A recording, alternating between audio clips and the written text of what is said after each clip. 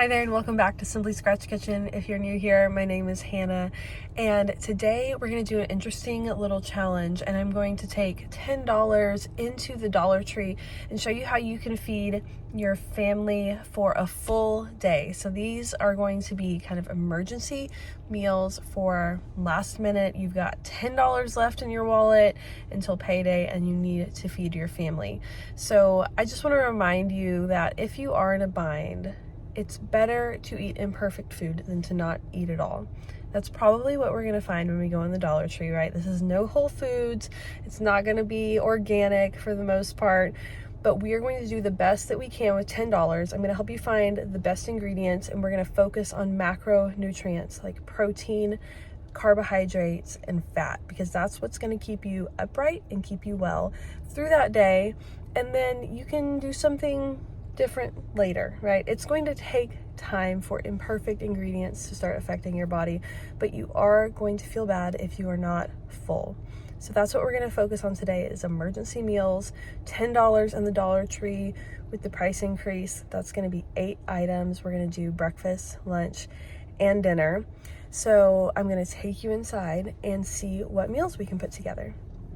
Just so you know how many people I'm cooking for breakfast, it's usually me and my 3 kids, and the same for lunch as well. And then my husband will be here for dinner. So like if it's you and a few kids, that's kind of what I'm cooking for, and then a meal for a family of 5.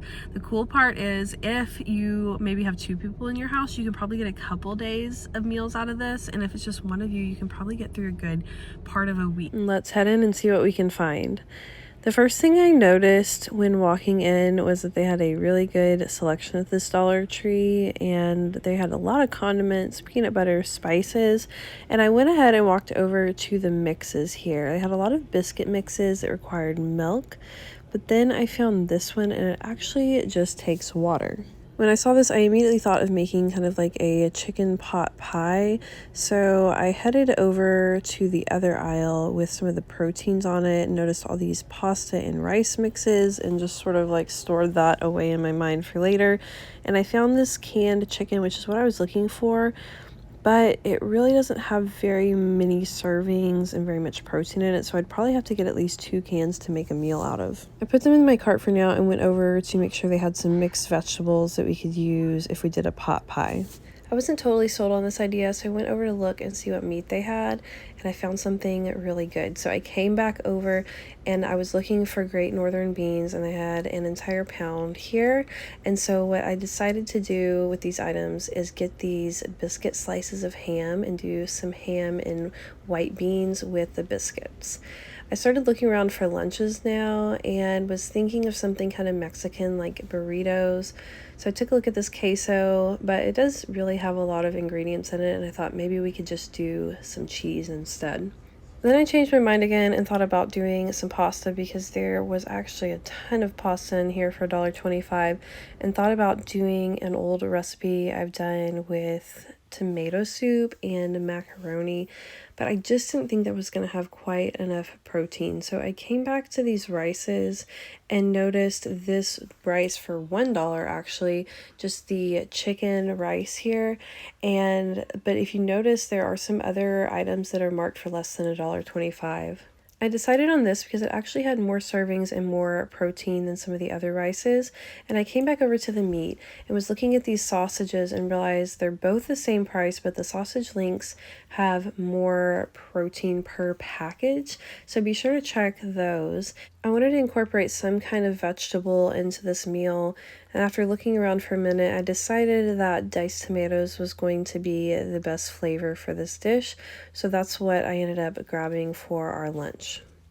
I went round and round on what to make for breakfast. I thought about using the sausage again for some sausage and hash browns, but I didn't want to use sausage twice in one day, and I felt like it was actually not going to be very filling. So in the end, I ended up grabbing these cinnamon raisin bagels. There's 4 in the package, and then I grabbed a jar of the crunchy peanut butter as well, and this ended up having quite a lot more protein than any of the other breakfast options I saw at Dollar Tree. This is actually something that we like to eat for breakfast quite a bit, so I knew for sure it was going to keep us full and there was actually probably about 3 tablespoons of peanut butter on these, so we got close to 20 grams of protein with these bagels.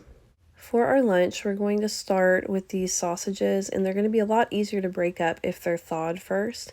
So if you can thaw them, that's going to make it a lot easier to mix into this rice dish.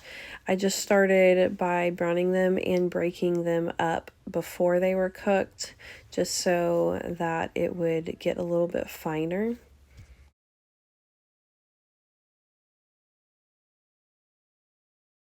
Once this was all browned, I added my can of diced tomatoes and really made sure to chop those up kind of finely, and then also scrape up all of the yummy bits at the bottom of the pan so that it would add a lot of flavor to this dish.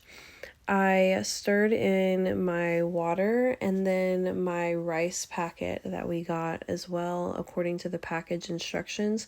I ended up doing a cup and a half of water instead of 2 cups, just because I also had the tomatoes in there, and then it seemed like a perfect amount.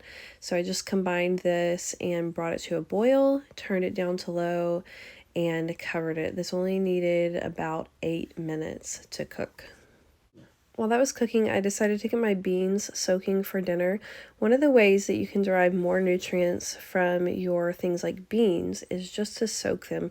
And so even though we're dealing with maybe not premium ingredients from the Dollar Tree, you can still make them work for you for free. I just left these here until I was ready to start on my beans for dinner. Once your timer goes off, this is all finished. We had tons of this, and my kids actually loved it. What do you think of the meal? It was really delicious. This was a great bang for our buck, very filling and just satisfying overall. I'm going to go ahead and get started on dinner because these are beans. I want to do it a couple hours before dinner time, but you can also make these in the crock pot or Instant Pot as well. I just diced up these biscuit slices of country ham, and I was actually really surprised at the quality of these. It made quite a lot of ham for our beans and added some really good flavor and fat as well. I chopped these into little pieces, and then I browned these for a couple minutes just so they would get cooked, but also add a lot of flavor to the beans and cook down some of that fat. I added about another tablespoon of fat as well, just to be able to scrape up all those brown bits on the bottom of the pan. And then once that was melted in, I added all of my beans.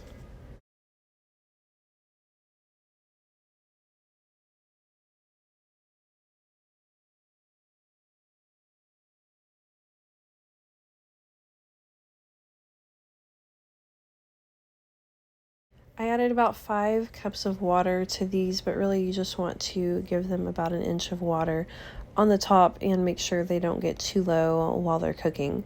I turned these on to medium and covered them. You can also go ahead and add some salt, and then I salted them more after they were done cooking as well. I'm going to go ahead and make up our biscuits. We're not going to be adding the cheese to these, obviously. We're just going to do the water and the biscuit mix.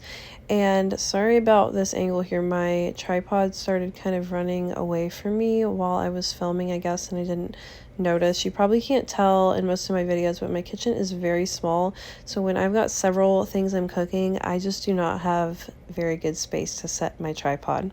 But anyway, we're just putting the biscuit mix into our bowl, and then that seasoning pack that's normally mixed with butter, I just actually pour that into the biscuit dough as well, because I'm just assuming you maybe don't have a big stick of butter laying around.